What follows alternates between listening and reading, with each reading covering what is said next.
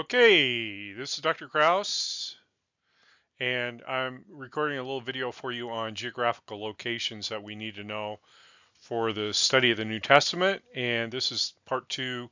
We'll focus on Palestine and to some degree the region that Jesus grew up in called Galilee. So this is for our class BIB 1225, History and Literature of the Early Christians. The map I'm going to refer to is found in the Erdman's Companion to the Bible, page 522. So if you want to reference that and look at it more closely, you're welcome to do that. I want to start first by talking about the kind of the provinces or the regions of Palestine in the time of Jesus. Number one is Judea, which is the kind of the term they used in the time of Jesus, the Greek version of the term Judah. And so the province of Judea, and this is what the Romans would have called it. It's actually more of a Latin version, not a Greek version. But it was the area centered around Jerusalem, and Jerusalem would have been the major city here. And we'll look at Jerusalem in more detail later, but you see it on the map right there. Secondly, Samaria, and Samaria, the Samaritans were kind of cousins of the Jewish people, related but not friendly. And the Jewish people looked down on the Samaritans and despised them, and a lot of animosity between the groups. So you can see to the north of Samaria is Galilee, where Jesus grows up, and the difference is that the shortest way from Galilee to Jerusalem would have been through Samaria, but they didn't like to do that because they really didn't like the Samaritans.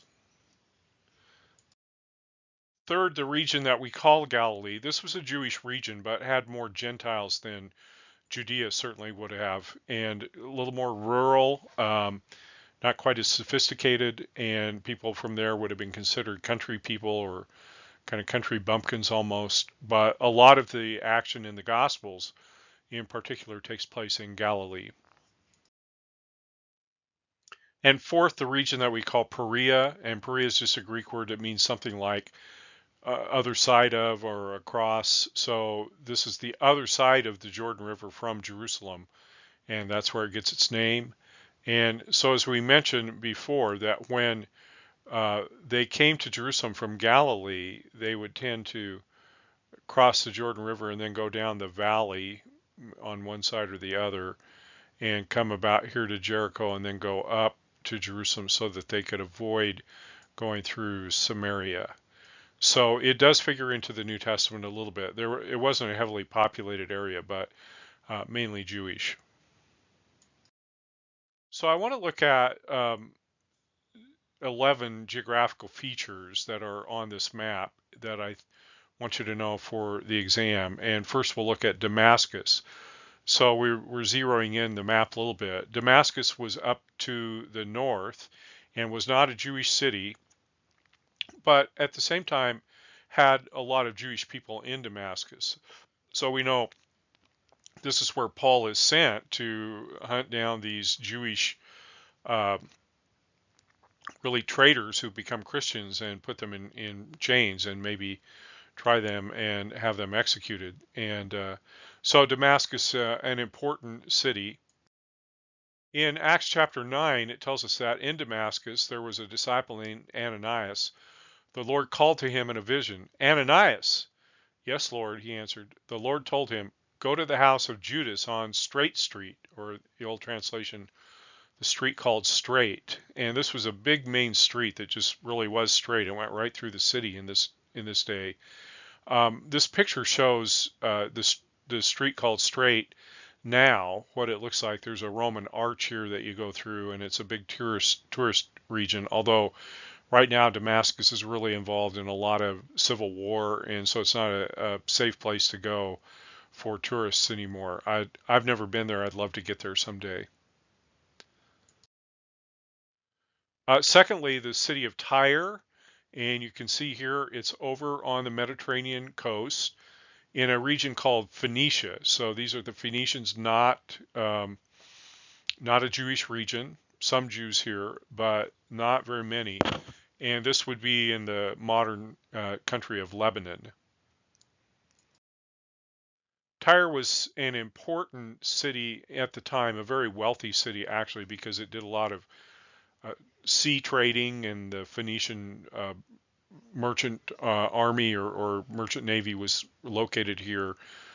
About 300 years before the time of Jesus, there's an island off the coast, and they had built the city of Old Tyre. Was very ancient, but they had actually gone over to where this island is and built a new, very wealthy city, and it was considered to be impregnable.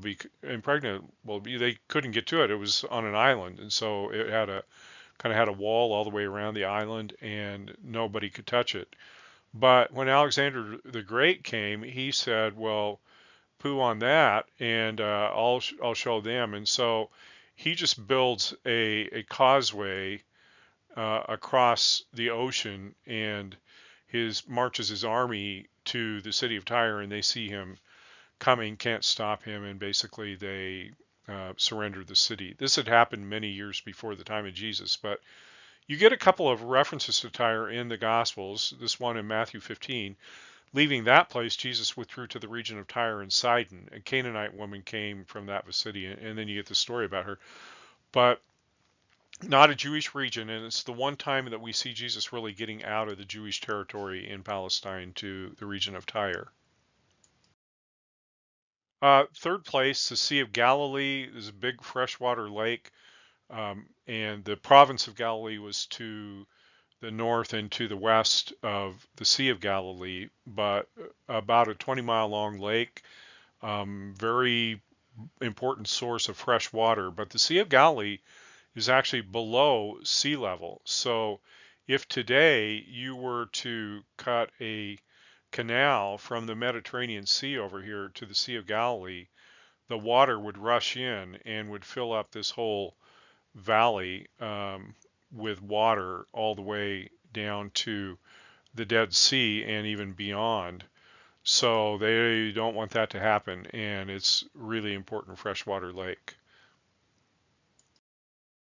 Jesus has many adventures on the Sea of Galilee, including walking on the water, calming the sea.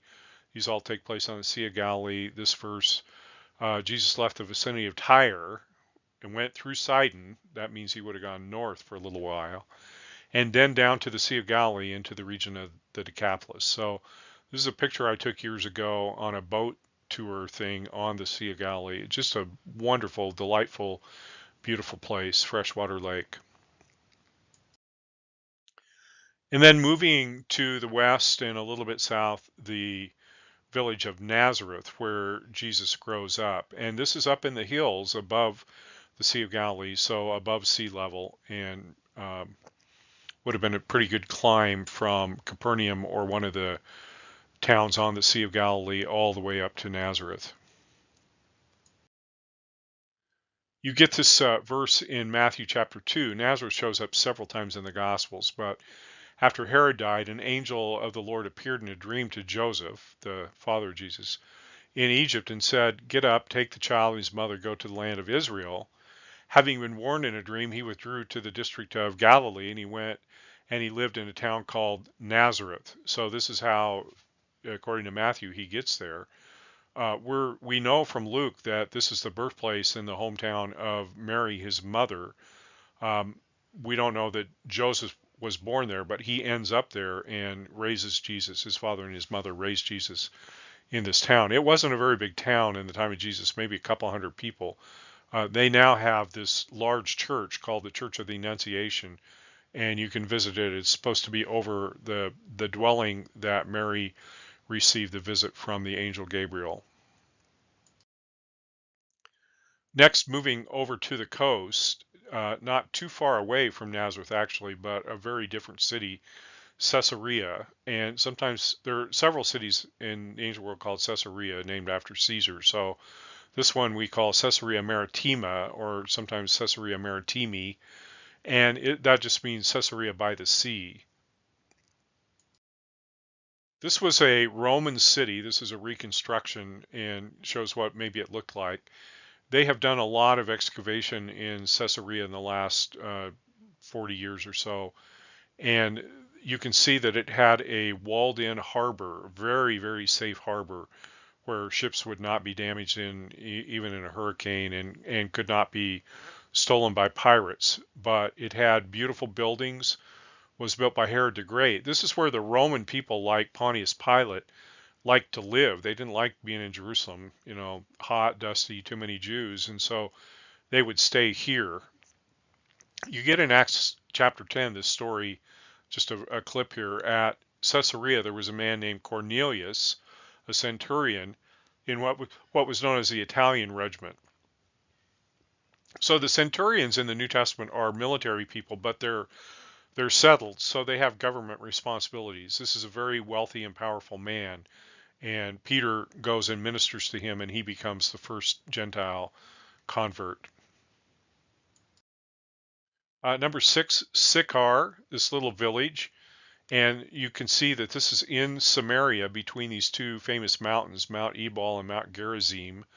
So it's down in the valley, and this is where Jacob had dug a well hundreds, literally thousands of years before the time of Jesus. And this well, it's still there today. You can go there today. It's still productive. So you see a sign here. When I was there, we went in. I think we had to pay admission, and it's there's a building built over it, but the well's there and you can drink out of it. They'll give you water out of it, and it's supposedly you won't get sick. Our guide told us not to drink from it, but I did, and I didn't die, so I think it's okay. But in John chapter 4, now he had to go through Samaria. This is Jesus. So he came to a town in Samaria called Sychar, near the plot of ground Jacob had given to his son Joseph. Jacob's well was there. So even at the time of Jesus, and still today and thousands of years before, there was this well. And this is where Jesus confronts this Samaritan woman, the story of the woman at the well. 7th, over on the coast, going west from Sychar and down south of Caesarea, was a really old Jewish city called Joppa. And you can kind of see here that during the time of David and certainly Solomon, that the coastline here is really straight without any features, no bays or anything like that. And Joppa was the one place that Solomon had control of that had kind of a little promontory that stuck out into the ocean, where there was a little bit of protection for the ships. So it became his main seaport. This figures into the story of Peter and Cornelius also, because Peter goes over to Joppa. It's where he raises a woman from the dead named Tabitha, also called Dorcas. And then Cornelius finds out about him being there and sends for him, but he's staying at the house of a guy named Simon the Tanner. But you can kind of see this picture. What Joppa looks like is just a little push out into the ocean of a couple hundred yards, but it was better than the very flat, open beach that was all up and down to the north and to the south. Then Jericho. Jericho is at the bottom of the Jordan River Valley to the south of the Sea of Galilee. And this is all under sea level. So Sea of Galilee about 700 feet below sea level, Jericho about 850 feet below sea level. And very ancient city. They claim it's not only the lowest city on earth as far as elevation goes, but the oldest city on earth. And they found some remains from Jericho that might be as much as 8,000 or 9,000 years old. I think the dates are disputed a little bit. Jericho thrived because it has a spring, a freshwater spring, and it's a very productive spring. So they were able to have plenty of water, and they were able to grow crops and have herds in this general area. It's almost like an oasis. So you get in Luke chapter 10, this lawyer who questions Jesus, and he asks him who his neighbor is. In verse 30, in reply, Jesus said, a man was going down from Jerusalem to Jericho when he was attacked by robbers. So this is the famous parable of the Good Samaritan that Jesus tells. And this is the story of going from Jerusalem all the way down to Jericho, which was a pretty desolate type of a thing.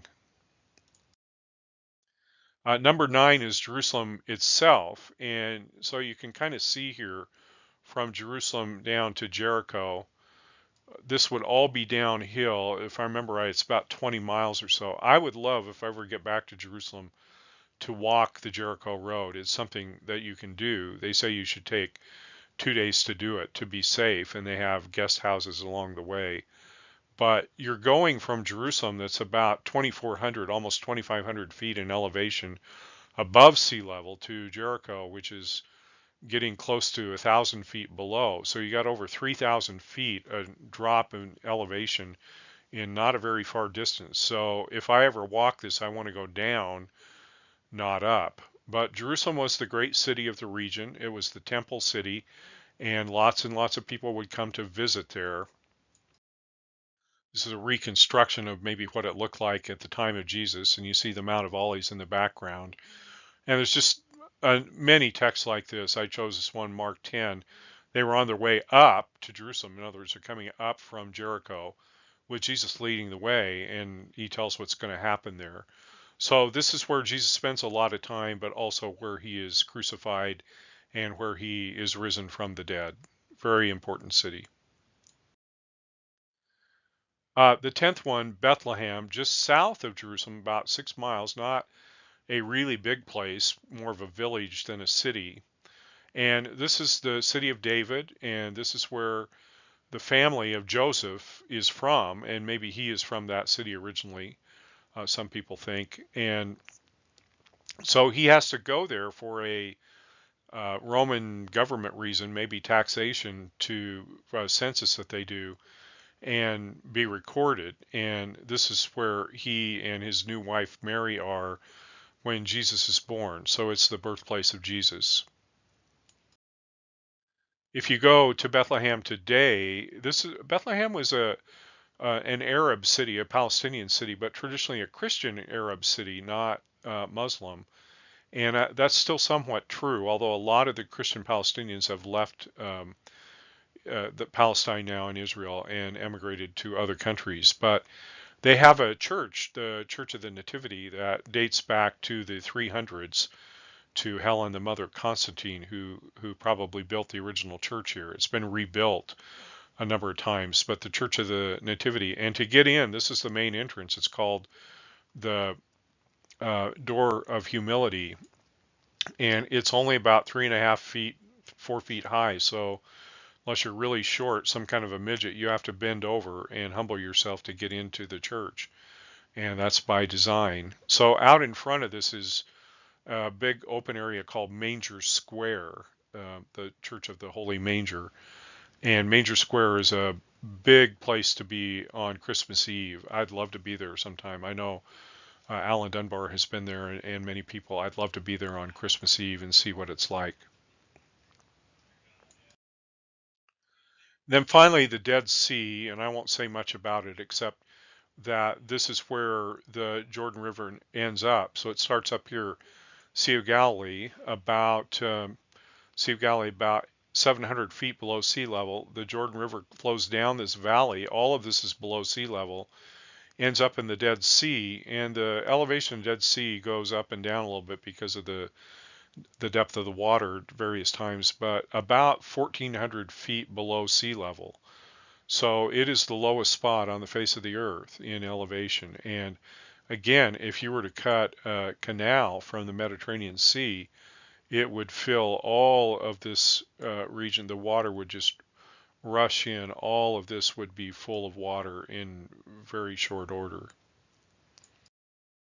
This is not a very good picture. It was real hazy the day I took this, but this is on the Jordan side, so on the eastern side on Mount Nebo, looking at the north end of the Dead Sea.